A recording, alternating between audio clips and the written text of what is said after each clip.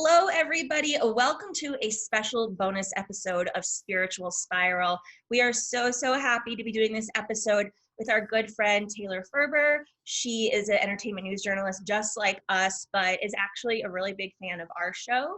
And she has really built us up and made us feel so good about what we're doing. So thank you, and thank you for being here. Oh my gosh, that was amazing because it is true. Your podcast gets, well, why can I talk? Your podcast gets me through life, through quarantine, through 2020, through my everyday. So I'm so excited. I was telling before we started, you guys, I was telling the girls before this, I was like, I literally was counting the days to do this to this week. So I'm so excited. It's so fun because we have the power of three here. You know, we are probably like a lot of you guys are really interested in spirituality, and maybe you're an empath or you have feelings or weird things happen to you. You know things before they happen, but you're not a professional like the ones we've been interviewing every week. But I thought it'd be cool for all of us to get together and like tap into that and talk about our experiences just as like normal witch folk. Is that what we should call it? Is there such a thing? Normal witch folk? I love it. No, I'm literally like dubbed the witch of my family, of friend groups, and it's such a curse and a blessing, and yeah, all the things. It's just really something special.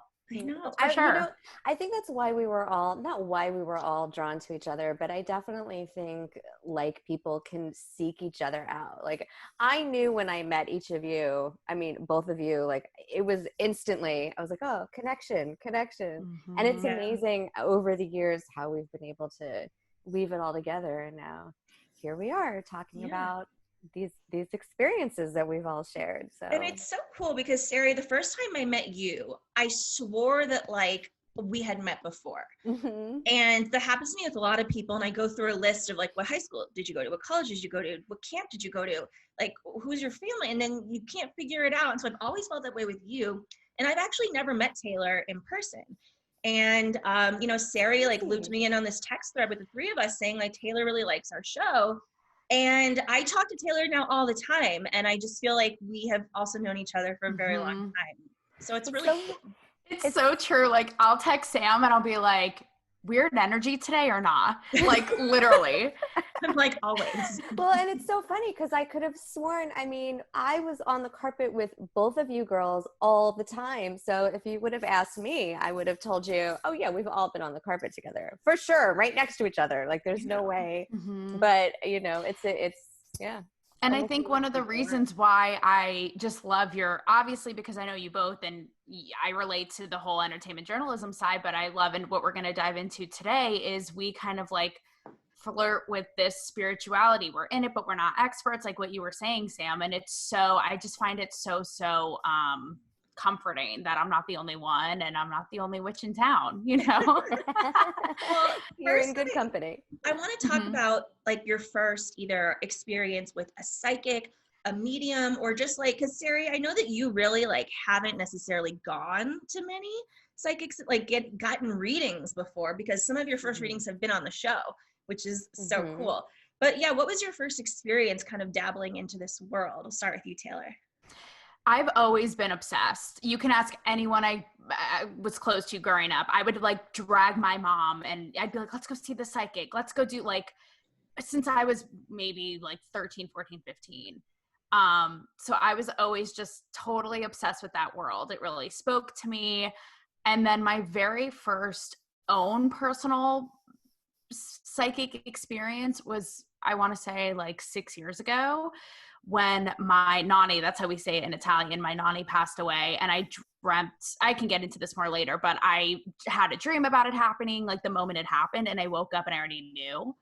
So that's when it really, I was like, okay, this is just not about me being obsessed with psychics and something bigger anymore. And I was always sort of like, probably you guys too, I was always an old soul. Like I always, from when I was younger and little, like in like 5th grade, I'd write like 10-page essays on like something greater. And my teachers would be like, yeah, cut it down. Like we get it, Socrates, you know? So I was always sort of like obsessed with the idea of something greater and bigger. And then, yeah, once I had that first experience, I was like, okay, I'm not so insane. Yeah. What about you, Sarah? Because I know your family, like we've talked about it a little bit, but your family definitely is something. Yeah, it runs in my family for sure. You know, I had very similar experiences to you, Taylor. When I was a child, it was like I was an old soul. My grandmother used to tell me, "You're like 45-year-old. You're 45 years old in a 9-year-old body," is what she used to tell me. And it was the same thing also with, interestingly enough, creative writing. But I had probably my first experience when I was like 5, and my great grandfather passed away, and um I, I mean, there's so much detail to go into with that, but that was probably my first experience with somebody who had crossed over and still communicating with that, and being so young and kind of not like thinking that that was normal, and getting information that I shouldn't have known or things like that. And then it was dreams. When I was when it comes in that same form with my mom too.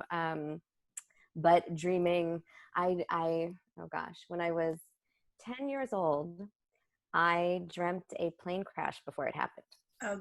What plane crash? It was a plane crash. It was in New York. I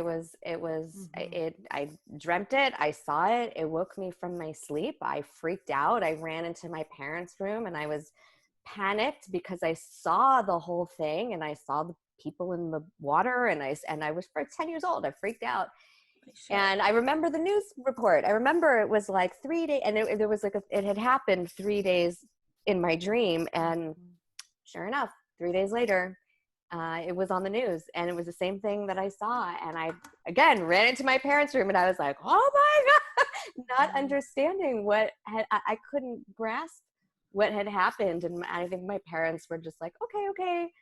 I mean, they must have been probably freaked out. I don't think they knew what I was talking about. I remember my dad was just like, "What are you even saying?" And I couldn't even catch my breath. But as I got older, I understood, you know, especially in talking with my grandmother and certain experiences she's had. And then you girls know I've told this story before with my mom. You know, she was in a coma.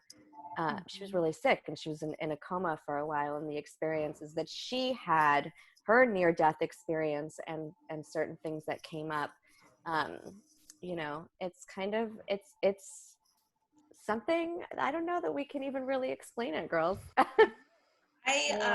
Sorry about the house phone in the background, you know. Oh, Staying of at home course. problems. Same. I don't know if you guys hear, they're doing like bulldozing work. Can you guys hear it? Like We Escape LA, and in the suburbs, we still get the bulldozer experience. So I apologize if you can hear it. Well, with me, you know, I've always, since I was really little, was afraid of death. Like they had me write an autobiography in the 7th grade. Like, what a task to make you know, you write an autobiography of your like 12 years on Earth. And you know, that you go through surveys, like, what are your biggest fears? And ever since I was even way younger, it was dying, death. And so I think that I've like kind of pushed away my abilities kind of, and like being in touch, because, you know, I was extremely afraid of them, and so sensitive. Like if you ask my family, one of my biggest strengths and one of my biggest faults, they'll be like, she's just sensitive, you know, and she's extremely sensitive. And when my parents split up when I was like 9-10 years old, that's when my mom started taking us to psychics. It's kind of this fun thing. It wasn't something that like her family really did at all.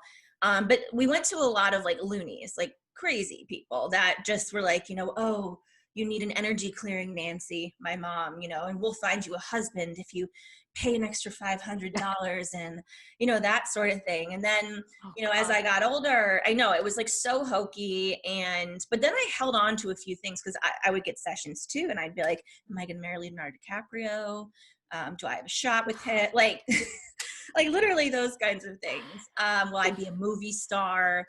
And yeah, then as I got older, and I've kind of shared a little bit this on your show, Taylor, I talked about it a little bit. And I'm like an extremely open person, maybe too much, but I don't, you know what, it's okay. So when I was a senior, I was about to be a senior in college, and my dad was having a lot of financial issues, and he was a guy that would yell if he was angry. And I saw him a few days before I went back to college, and I just knew something wasn't right with him. And I told our whole family, and they're like, stop making us paranoid, you're crazy. And then one day when I was at college, I woke up with a pit in my stomach and I thought I was hungover. Honestly, I had a one night stand with a guy. I kicked him out of my bed and I was like, please leave. There's something like really wrong. And then I called all of my family, couldn't get a hold of anybody. And I'm thinking the worst. And like the worst did happen. Like he tried to take his own life that day. And I knew it in my gut. And I was, and he ended up being okay. Unfortunately, now he's passed from cancer. But it was a very eye-opening experience for me because I knew. And my mom knew I knew too when I was calling her. And she was like, it was really weird that you knew that there was something wrong. But, Taylor and I, we've talked about this, that because now I'm used to this bad butterfly feeling in my stomach, like, okay, something's wrong. So how do you differentiate when something is really wrong, something bad is about to happen versus nothing? Yeah, I mean, honestly, well, first of all, I'm so sorry, and I empathize completely. It's such a feeling of anguish, and I always say, I wish that I didn't have this gift because I have experienced the exact same thing. And if I could tell a similar, actually, story to you, this is when it really, really kicked in. 2 summers ago, I was having these really sort of ominous gut feelings that something was going to happen to my dad. And every time I would get a phone call from my parents, I had this feeling of dread. I was like, I don't want to pick up. You can't explain it. It's just like, I was like, I feel like they're going to tell me something bad. And then it started coming to fruition in dreams. Like I had a dream that my dad passed away and I was trying to communicate with him. I would have visions of me being like at my wedding day or having kids and my dad not being there. I remember my dad was going to come visit to LA. Like this was the summertime and he was planning a visit in the fall. And I remember in my head being like, he's not going to be here by then. And it was just this horrifying, like, you're like, what? It's like, right, Sam? It's like, you can't make it go away and you can't make sense of it. It is truly like torture. And I know so many people are like, again, it's a gift. And I would rather not experience this, to be quite honest with you. So what ended up happening horribly, I woke up one morning and this premonition, this was over the course of, I would say, a month. One morning I woke up and I had texts from my dad, my mom, my cousin. And what ended up happening was, worst, right? Horrifying. Oh, God. Horrifying. So what ended up happening was my cousin, very young, she and her husband were high school sweethearts. They had 3, babies under the age of 7. And he tragically, 38 years old, passed away in a car accident. So it ended up being about my cousin and not my dad. But everything that I had applied in my mind, like not thinking he was going to be around in September, knowing he wasn't going to be at my wedding day, it applied to him and his family, my little cousin. So ever since that experience, it has given me, I can't even tell you the amount of anxiety, because you get one little gut feeling and you're like, what's going to happen? Is this person, because it's so, that was the most tragic thing that could possibly, and it's like you don't have control over it, but you're kind of seeing it and your mind's trying to make sense of it and you're trying to piece it together. After that happened, I remember I was covering an award show and I couldn't differentiate the anxiety from the premonition. And I kept thinking, like, what if one of my parents passed away? What if next is, and I literally almost had a panic attack. Like I almost had to pull over on the side of the road on the way to that award show, because it's really grueling trying to differentiate, honestly. Yeah. And I will say though, it's way more fun to get premonitions or feelings about people that you don't know or your loved ones. Like with celebrities, my mom's the same way too. She'll be like, those two are going to get married. I think that one's going to die like early in life, like that is a lot more, not cool, but it's like, that doesn't scare me as much as your own loved ones. Well, it's energy, you guys. Like I think early on, we had these experiences and it is really hard to differentiate, but it's the same thing, like, on top of intuition or on top of, so look at dreams, right? Mm-hmm. When you have a dream, how people say you dream about a loved one who's passed, and then you can get a visit from a loved one who's passed. And you can really feel the difference. Like if you kind of tune into that, you can actually feel the difference, because you can feel the energy, you know, whether it's coming from you, somebody that you miss, or it's an actual visit, so to speak. But it also works in your favor. Like on top of these dreams and on top of being able to do this, you have I guess what you would call your intuition. Like I've actually been in a situation, you guys, where I was at a stoplight once with my younger brother, and red light, and we were getting ready to turn left, and the light turned green, and I wasn't moving. I just knew, like, don't go, don't go, don't go. And my brother looked at me and he goes, why aren't you going? And with that, someone blew through the red light. Wow. And I just looked at him and I was like, that's why. I don't know what it was. There was some kind of something that just, I was paralyzed in that moment, and I just knew. So you know, some people call it guardian angels, some people call it intuition. Everybody has a name for it. The one thing I will tell you that actually helped me kind of understand the bigger picture a little bit better, and I know I've told both of you this individually, is quantum mechanics. In theoretical physics, there is an understanding that we are all interconnected. You know, that energy and matter are connected. And the thing is, energy never dies. It doesn't, when we pass, it doesn't just disappear. It remains. So, you know, whether you believe in parallel universes or, you know, it's really, it just, I'm telling you, look into that, and that will explain a lot of the feelings that you have. What do you guys think about making sense of it? Because I went to, after all this happened, I was in so much, like I said, just despair. And I actually visited Camilla, who I'm trying to, hopefully you guys can work it out to come on your show. She'll be on in August, I think, sometime. So fingers crossed. She's the best. She's super talented, such a gifted psychic healer. And I went to have a session with her after this all happened. And the way she described it to me was, it's almost like the message is trying to come through. And in my mind, it was my dad, and really it was my cousin. She's like, it's almost like you have a hand up to a piece of glass and you're trying, that's how she described it. And I always think of that analogy, like trying to get the message. But now it's really tough, because you say to yourself, do I try to make meaning of it? Do I just let it go? Did my brain automatically go? Like, you don't, it's sort of this limbo where you're like, do I just let it be? Do I try to make sense of it? You know, it's just really sort of torturous. Yeah, I mean, sometimes I think, like, was this an accident? Like, are we messed up a little bit? Like, did they mess up with, are we not supposed to have this? Because if we can't really do anything about it, I mean, honestly, the movie Final Destination fucked me up, you guys. Me too. I mean, never seen it. It's awful.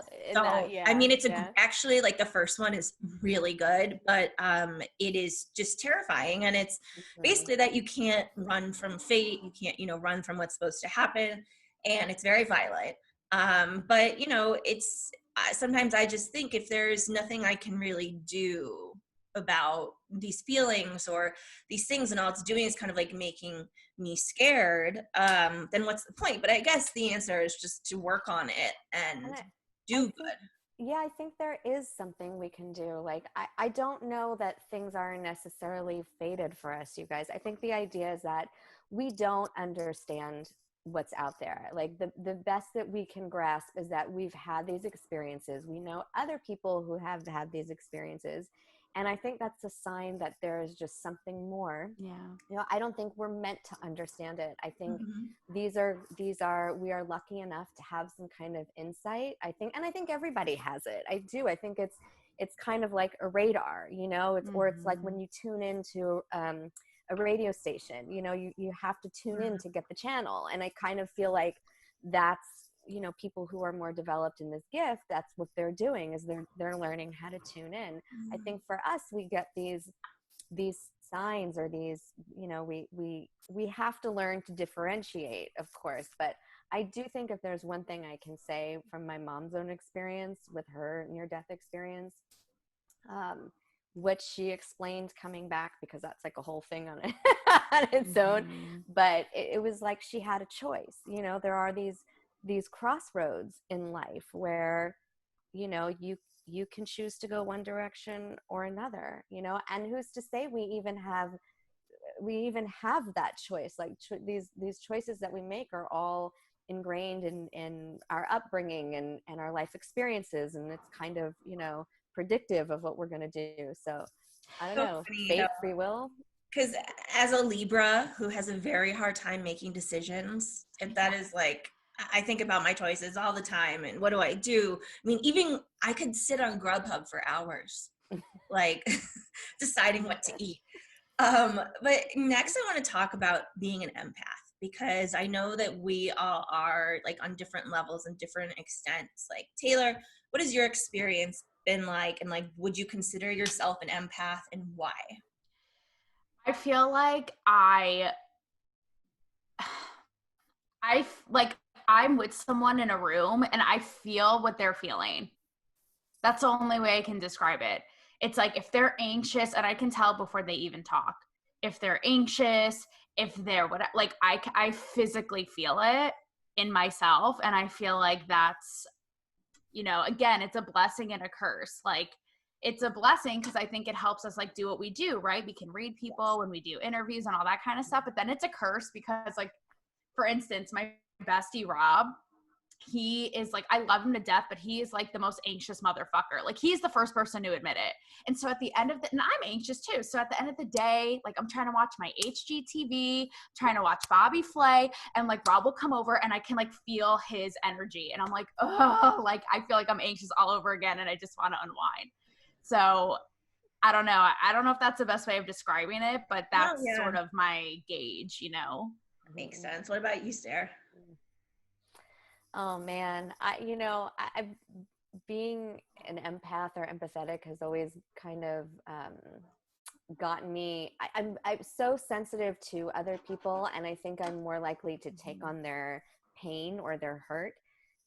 When I was younger, I kind of, people used to call me like Dr. Sari, you know, like, oh, she's my therapist. And for a while I actually thought about that. And then I was like, it would eat me alive.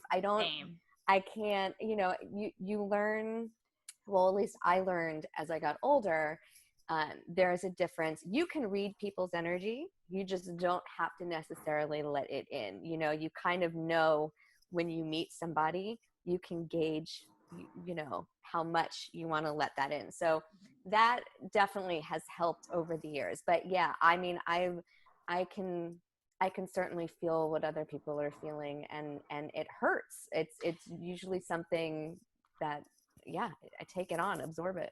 And more than one-on-one, don't you guys feel like this is another place of where it gets fucked up, like a communal thing, right? So some days I'll wake up and I'll just feel this heaviness. And I don't know if it's an individual thing. I don't know if it's me. A lot of times people will be like, it's a fucked up time. You're picking up on the energy around you. That's another thing where you're like, is it bigger than me? What am I picking up on, you know? I forget, I can't remember which guest it was that we had, but I feel like a couple of them have said this, to decipher what is your feelings and what's going on with you versus what's going on with someone else.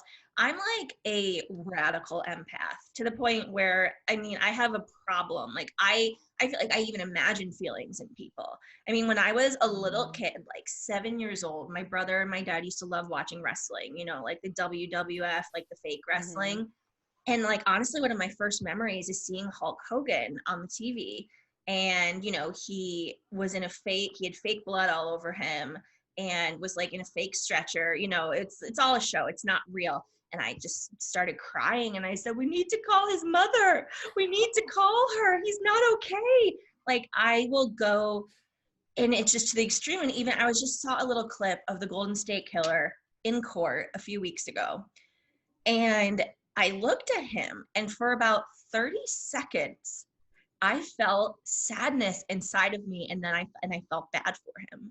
And I was like, whoa, Sam, pull back here. He has murdered so many people. Like, what are you doing? But even getting his picture on my screen, I felt, because, you know, obviously he's not getting away with it, thank God.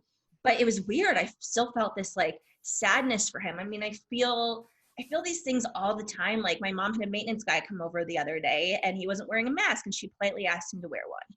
And then there was something weird inside me that said, oh, I hope he's not embarrassed that she asked him that. Like, it's too much. And I don't know why, I do it, but I think I definitely pick up on people's energies. And, I was super young when my parents got divorced. Oh, no, I wasn't. I was 10. I was 9. I was at the point where I was going through puberty and I was understanding what was going on in the world a little bit more.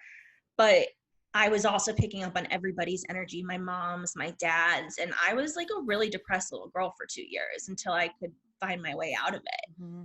So, I mean, it's definitely really hard. I don't enjoy it. It is.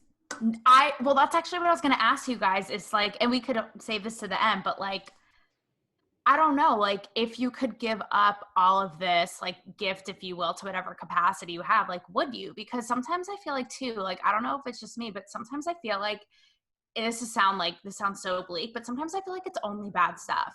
Like Sarah, like a plane crash, a car crash, a death. Like I'm never like, I have a feeling that blah, blah, blah is going to find her dream man and get married tomorrow. Like it's always this like shadowy stuff. So part of me is like, what the hell? Well, what if it's not supposed to work like that? What if it is our own internal alarm system or our universal alarm system going off telling you, this is a path, this is a path, this is a path. And it's kind of warning you. I mean, if even like I was talking about physics before and this idea of parallel universes, like there is kind of this, maybe a crossroads of you could go down this road. Yeah. Like I certainly know I've been able to turn it on and off, like except in dreams. Like I just had, with my mom's surgery, I think I told you both, I just had this visit from my grandfather in my dream, my grandfather who passed a couple of years, back in 2013. It's more than a couple of years ago. But except for like those kind of visits, there is definitely, like we were talking about what's going on now and the energy, what's going on. I think it helps to also look at the bigger picture to where we might be tuning into other people's feelings, but as a storyteller, like we're all writers or we're all big picture thinkers. It's kind of like you could almost see what's going to happen. Like you could feel it and predict it before it happens. I keep looking at these things that are happening and I'm like, why is anybody surprised? I'm not. Like I can see it. I'm like, it's pretty obvious that these are going to be the outcomes. So I think looking at that and kind of, separating yourself from that, but also learning or understanding that these things might be helping us prepare. I had a very similar experience with a friend of mine who committed suicide when I was 14. And months before it happened, I knew, I kept saying, I remember telling we're going to lose someone. Someone is going to die. And I remember saying that the entire summer. And I just felt it. I felt, I didn't know who it was going to be or what was going to happen, but I was like, something was going to happen. And I knew it. And it didn't necessarily prepare me, but looking at it now, I think what good did that do though? Well, I think it did. I wasn't so shocked. I was prepared. Like I knew it. So it was kind of like I was experiencing these feelings before I actually needed to. Yeah. Before it didn't just hit me. It was like, okay, there was this understanding ahead of time of kind of somebody, as if somebody's like putting their arm around you and being like, I got you. It's going to be okay. We'll get through this. So you're so sweet and so smart. That is such a nice way to think of it, because I would have thought of it like, fuck you, universe. Like you basically just told me something terrible was going to happen and I didn't know when, I didn't know where, and I didn't know why. And there was literally zero I could do about it. I want to offer this to you guys because this is something that, and Sam, it seems like you and I are in the camp of like, I'd rather not have the fucking gift, like let life be a surprise like the rest of these people. But something that Kim said to me about all this, and I want to get your take on this, you guys, because this was a hard, and it still is a hard pill for me to swallow, but she said, because I asked her the same exact question, and she said, what if there's not good and bad things? It's just things, and we're the ones to label them as bad. And it's just, again, it's a hard pill to swallow because I'm like, Kim, again, why aren't I getting premonitions about my big salary raise? And instead, like, someone's going to die. Like, fuck. I know. It's like, And guys that are listening, watching, whatever, I would love for you all to share some of your stories and experiences with us, and I can read them on the air if you guys want. Sometimes I just feel life is like a big, and sometimes you'll have a jewelry box and you'll be ignoring the big like tangle of necklaces and earrings you have in there, and that's just like stay there. You're like, oh my God, I don't want to throw away this necklace because I love it, but there's no way I'm going to get it out of this huge knot.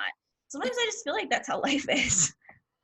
And going through there's just so many layers and there's so many things to like digest. And as journalists too, I think you guys are probably the same way.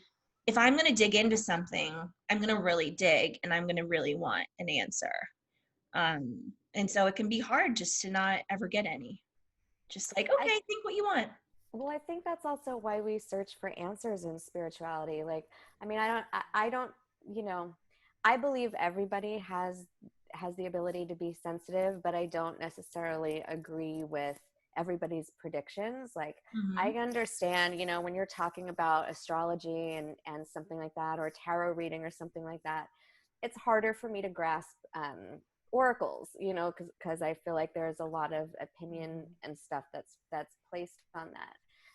But I think, to some degree, we're definitely not alone. I think if you talk to the population, you'll find that more people consider themselves to be sensitive or psychic, and most won't even talk about it. I do think in the end, it's answers. Like, we want something that's unexplainable to be explained to us. And I don't necessarily think that's how life is supposed to work. I think it's the exact opposite. Yeah. Damn. Well, I want to kind of turn it to a more positive note for a second, and we can get dark again, Manifestation and what your guys' experiences with manifestation are, and like, what did you do? Like, what was your goal? How did you achieve it? And what practices did you use to get there? This makes me so happy. I just did like a back handspring on my mom's couch. It's so true. I actually never think of this side, but you're right. You're right. Damn. So do you guys have any like stories or things like that you've done to work on that? Taylor, go for it. I have a huge one. I know you can tell I'm like salivating. Like, I have a huge one. I was always obsessed with Playboy. Don't ask me why. Don't ask me how. Like, growing up, I was just obsessed. And I'm a straight woman, like love a good penis.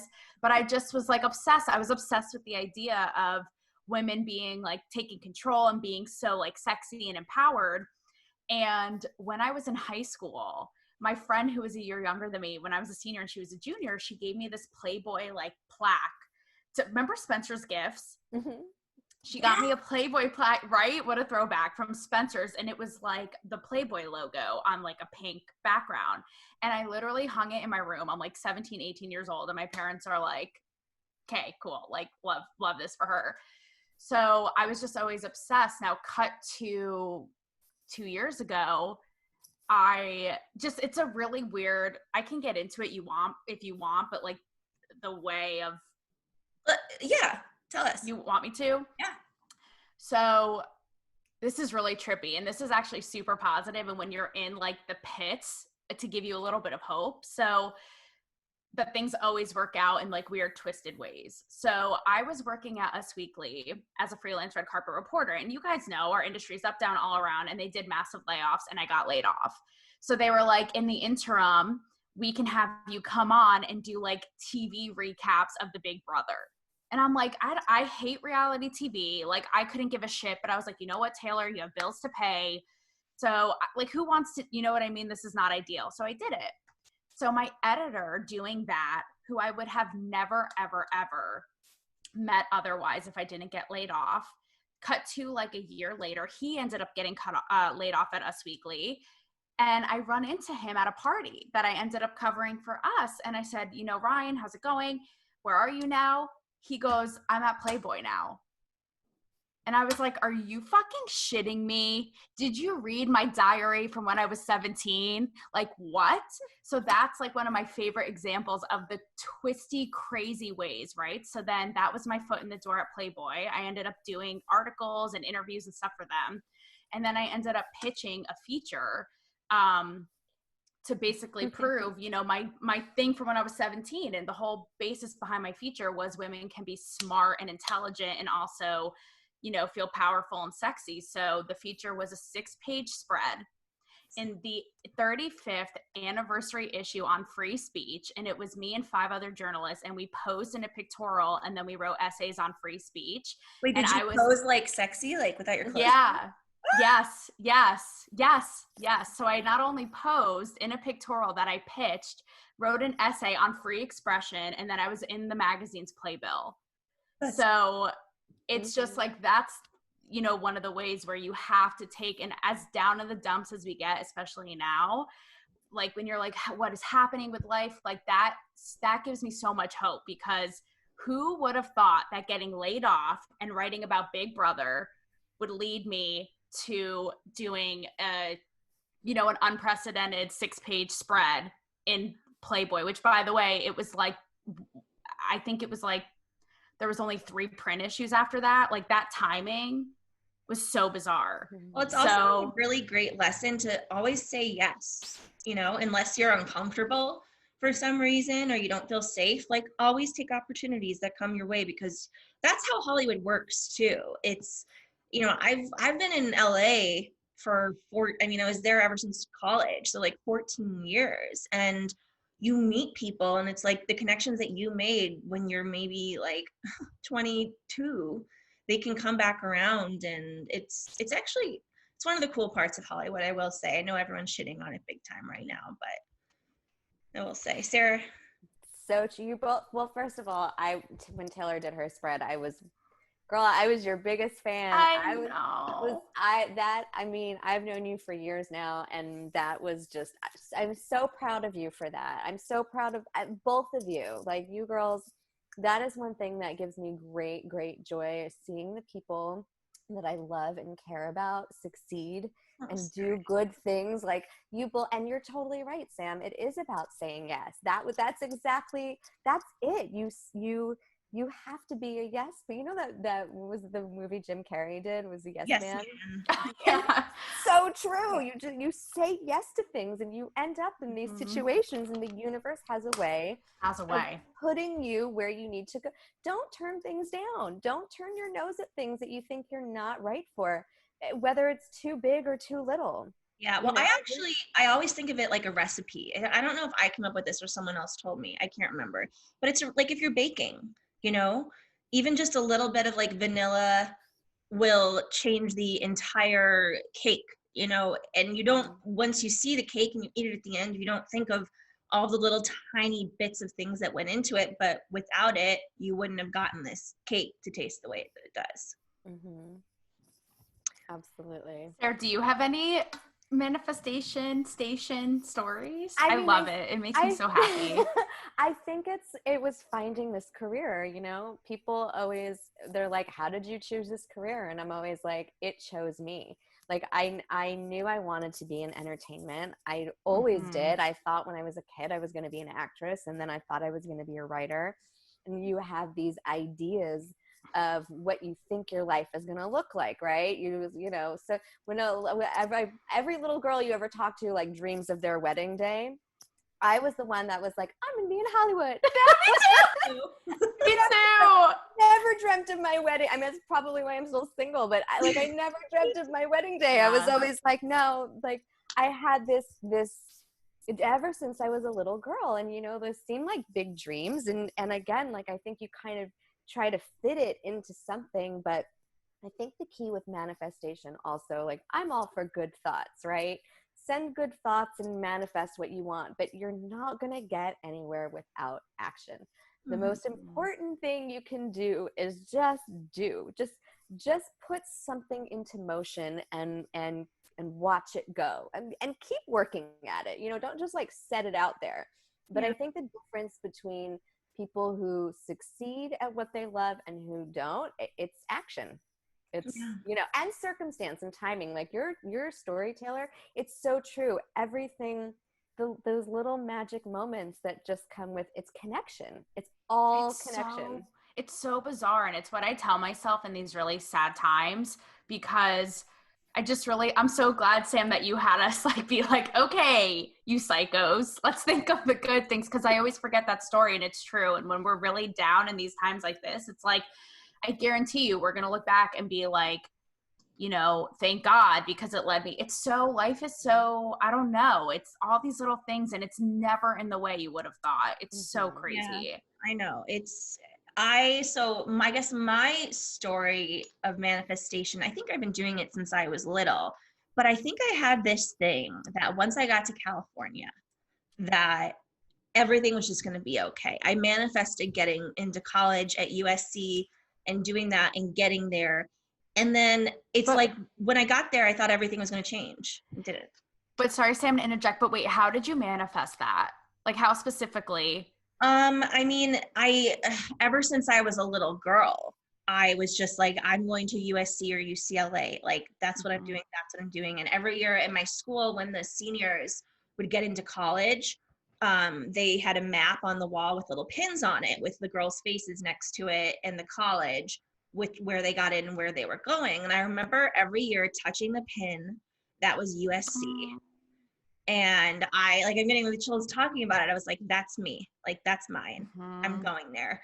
And then, I learned a lot of stuff and it was great, but I kind of stopped the work in a way. And a couple of years ago, I was at a crossroads in my life and in my career. Like, WTF am I doing? I am working for free a little bit. I might need to go back to Ohio, which I mean, and I'm very happy to be here right now temporarily, but it's a different situation, obviously. And I'm good under pressure. I hate being under pressure, but I get shit not done. good or good?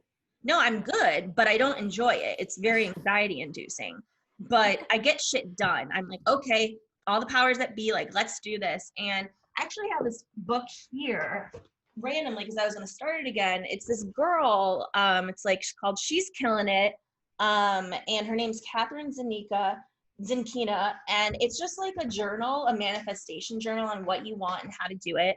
And in the book, I learned something called 555 manifestation, which is you write what you want 55 times, the same mantra 5 days in a row. And I did that, and I was like, I want a job that pays me this much money. And I forget what my mantra was, but it's like, I want to be on camera. I want to be in journalism. I want to tell people stories. And I did it. And I swear a few weeks later, they found me on LinkedIn. Like the job that I had for the past 2 years that, unfortunately got laid off from, but it was so cool. And I felt so powerful, and like, that's a really, really good feeling. Like, wow, like you can actually do this. So I just think it's important. And also, Sari, when you were saying too, you need to make sure you do the work. What a lot of people don't realize, including myself, is this is doing the work. Our show is doing the work. A lot of things that I do are doing the work, but I forget that it's doing the work. I'm like, I'm not doing anything. I'm not doing the work. And then someone's like, what are you talking about? You are doing the work. Look at what you do. Absolutely. And one thing leads to another. That's the beauty of it, is like when you do what you love every day, it will naturally lead you to the next step. And the great part is that it doesn't feel like work. I mean, it's wonderful. Like the fact that the three of us get to sit here and talk about things. Would we ever have had this opportunity if life didn't happen the way that it did? If we weren't all at home quarantining right now, we wouldn't have we would have been so busy, doing something else for somebody else and their outlet. And here we are having this opportunity to discuss this with each other. And it's so true, Sam. I love what you said about it making you feel so powerful. Like after I've experienced so many things, like what you were saying about college, my Playboy thing. I mean, and I don't know if you guys experience this too, but sometimes small things. Like I remember when I was in high school, I had this Hollister shirt, and it had everyone made fun of me because I'm from Connecticut suburbia. They're like, you've never even been to California, bitch. Like, you don't even know. And I had this Hollister shirt with the bear with the flag on it, and I was obsessed with it. I wore it like every week. And then like when I was in college, I remember over my bed in my dorm, I had a poster of the Hollywood sign, and then cut to obviously like living in LA, having a career there, being in Hollywood, being on red carpets, all this crazy stuff. It's like something small, but then it makes you feel you're kind of like, I did this, you know? Okay. About it. Sorry, go ahead, Sarah. Go. Okay, I have a weird thought with that. Here's what I'm wondering, because I also had a similar when I'm originally from Pennsylvania and New York, but I always knew I belonged in LA. From my earliest memories, I felt a pull. I still would talk about it every time I drive into LA and I see that downtown skyline. I feel like I come alive. There's something, it never gets old for me. But what if, girls, when we were talking about the beginning, what if we weren't manifesting? What if we were predicting? What if it was a premonition? And like you were saying, why do we always predict the bad stuff? Well, maybe that's just because that's where our focus is. What if we were predicting this stuff? We knew this was going to happen. We knew this was where we belonged. Because did I ever tell you what my bat mitzvah theme was and what my bat mitzvah was like? First of all, my bat mitzvah theme was Hollywood. Like they had a big looking like cardboard mountain in the Hollywood letters that said Samantha instead of Hollywood. And I was the only bar mitzvah, whatever. I had a red carpet. Into my bat mitzvah, and the DJ assistants would interview the kids that came in and say, what are you wearing tonight? And they're like, BCBG kids, like the whole thing. And then I didn't even realize it until recently. Like, holy shit. Like that's my job now. Like that's what I do now. And I specifically, that's what I wanted. I have a trippy one for you guys. I have videos I'm maybe 12 at the time, and home videos, with the big fat camcorders we used to have, of me impersonating Carson Daly and Ryan Seacrest. And I'm like, this is American Idol and blah, blah, blah. Or like, here's TRL. And I actually showed, it's just like what I would do for fun. Like, what kid in the summer? No, they're outside on the slip inside. Like, I'm inside impersonating Ryan Seacrest. And I told Steffi, my friend who's also in this space, and she's going to come on your podcast. I'm so excited. And she said to me, your soul knew before you did. Mm-hmm. And and I'm sure you guys have experienced it too. Like, I have had so many experiences with celebrities. Like, I remember my first time coming to LA. This is so cheesy. I was there for a work assignment when I worked in New York City, and I was there for like literally 48 hours. And I called a cab. This is before Uber was a thing. I called a cab and I was like, bring me to the E Network office. I just like want to see it. And outside of the E Network office was Mark Malkin, who is like a really prominent journalist. He was at E at the time. Now he's at Variety. And I took a selfie with him. And I was like, it was totally fangirling. Cut to being on the red carpet. And Mark and I are like shooting the shit. And I'm like, he's my coworker.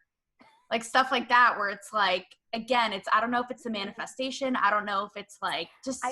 I think that, well, in my situation, like people used to cast me in this role before I even knew it was right. Like even when I was younger and I was auditioning for acting stuff, I used to go out for the MTV jobs. They would send me out for that.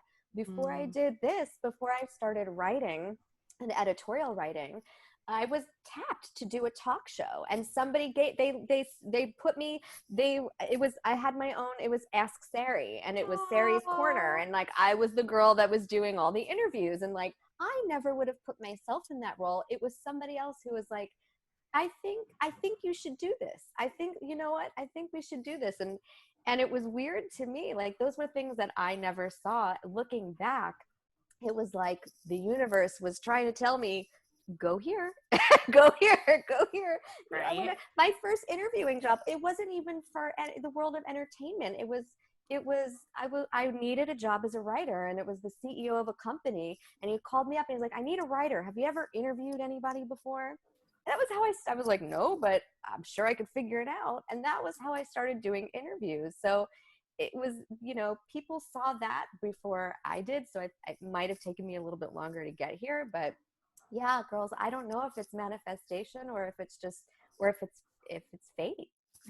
Yeah, you just have to like pay attention, like you were saying, Sarah. Now that I'm thinking about it, like to all the little pieces, right? It's like little breadcrumbs. Like, just you're reminding me now. I remember because you talked about writing being one of your first gigs. When I was in college, I went to Penn State. I wrote for her campus. Have you guys heard of that? They have one for every college. It's like, yeah. And my very first interview for her campus, and the first interview I ever did, period, was with this girl who was a senior at Penn State, and she was a playmate.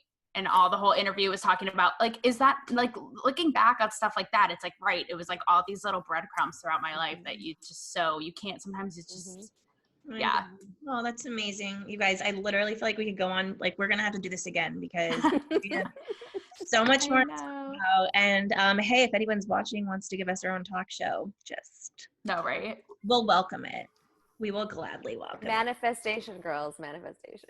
Do you guys, I also journal the shit out of, like, I am so specific now that I will try to, I've tried to be consistent, but I'll be so specific about what I see for the future, what I want, like in the house I'm going to be.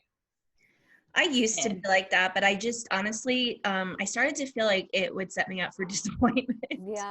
Yeah, I kind of had the same thing. Well, you know, you have these expectations. The same thing I used to do. You know, I would have this dream or this idea of what it was going to look like. And kind of when I released it, that was when I was happiest. You know, when you just let things happen and they happen. And in that way, I feel like they surpass your dreams. Like everything that I'm living now is beyond my wildest imagination. I feel like that's a hard line though to walk between manifesting and also just letting it be, right? Like, how do you know the balance between being specific and being like, I'm going to make this happen versus being like, I'm going to just see. People used to ask me, like, where do you see yourself? I used to get that question, like, where do you see yourself in a couple of years? Like, do you want your own show? Do you want to get, and I was like, you know what? I don't know where I'm going to end up, but I know wherever it is, I'm going to be happy because I know today I'm happy. And as long as I keep doing what makes me happy, tomorrow I'll be happy. And the next day I'll be happy. And so wherever I end up, I'm going to be good because I'll be happy. You're so, like, honestly, Sari is the purest, sweetest. Taylor and I are kind of just like cynics. No, I love you girls. Oh my God, don't talk about my friends like that. I love you girls.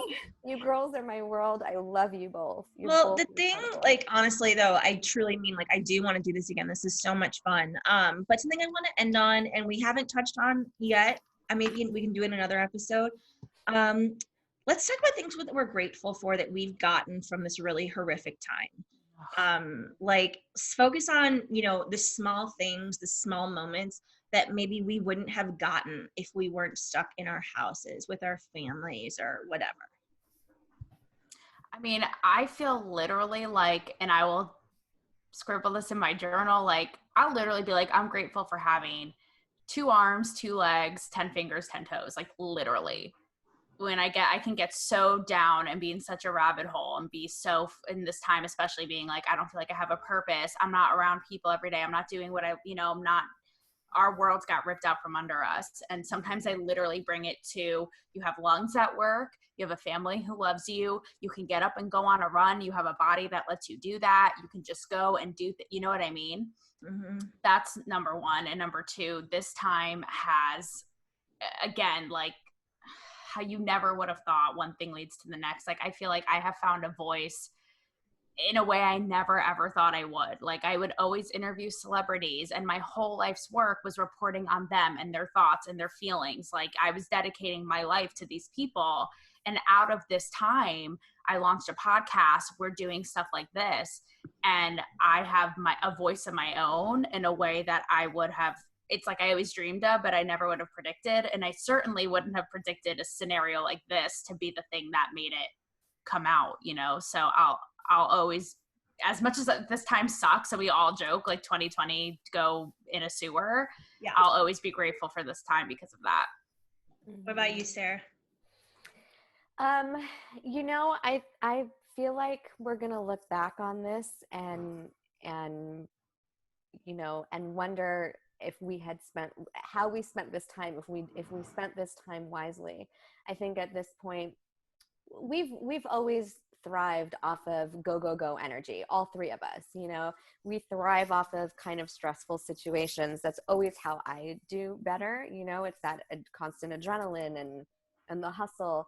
So having to pause like this, it does, like Taylor, we've talked about this. It's like feeling like the carpet's been ripped out from underneath you.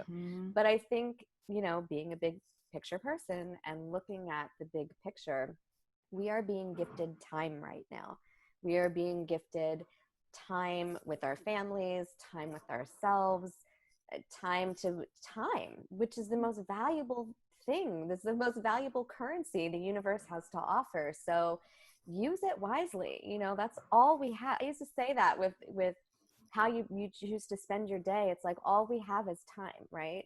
So it's how do you choose to spend it? Who do you choose to spend it with? What do you choose to spend it doing? Now we're just forced to look at it closer. For me, it's little things. And I probably manifested this too, even though it's bound to happen. Like when I was stuck in LA, scared and miserable, like I'm really happy to be back in Ohio right now and I usually don't feel this way. Like I'm like, get me back to California. But I was thinking when I was alone in my apartment, like, gosh, I just am fantasizing about being in my mom's bed with my cat, like watching The Bachelor and us cuddling, And it's like, in what world would Buffy, I'd be able to take Buffy like back here to Ohio? Like never.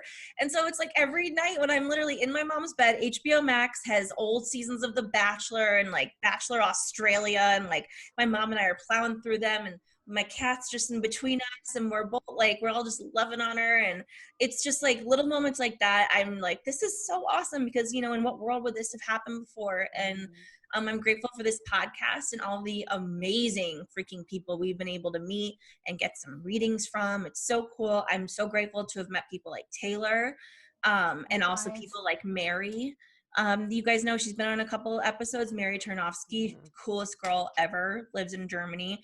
So yeah, it's hard, but yeah, I think it's important to kind of take a step back and think about how we're going to look back on this time, the things that we're going to remember positively, and be grateful for them. So yeah, and I want to thank you guys again for this podcast, because it makes me feel like it helps me make sense of it all, of what's going on right now. And I always tell you this privately, but it's been such a gift because I genuinely look forward to it, So I just want to thank you guys for bringing this gift into the world. I'm your biggest advocate, your biggest fan. And Taylor does really, really great work. Like I was listening to your podcast as I was going to sleep the other night. You make me laugh. Tell us where everybody can find you and like follow all of your amazing stuff. Oh, thank you. So you guys, you can find me at Talk to Me Taylor on Instagram, and you'll see all the stuff on there. It's just literally talk to TOME ME Taylor. And then my podcast is called Two Blondes Don't Make a Right. And a fellow red carpet reporter and I sort of, dig into all these provocative issues and bring our experiences with all these A-list high profile crazies. You guys know the drill. So it's really fun. It's a wild ride. And I hope to see you guys there and continue the dialogue for sure. Absolutely. And thank you guys so much for tuning in. You can find myself, Sam Davidson, SamD43 on Twitter and Instagram. And of course, the amazing, sweet, kind, beautiful Sari Cohen at the Savvy Scribbler. And you can find our show, Spiritual Spiral, at Spiritual Spiral Show on Instagram, or on Instagram, YouTube, iTunes podcast, Spotify, Google, all of the things you can find us. And with iTunes, guys, like rate, review, subscribe, because that would be super helpful. And we'd also really love to know like how if this has affected you, our show, like, everyone loves a good, like, this affected me in a positive way, like you've said, Taylor. So, and we hope that you guys enjoyed this special bonus episode, and we'll see you next week. Bye. Bye, witches. Bye.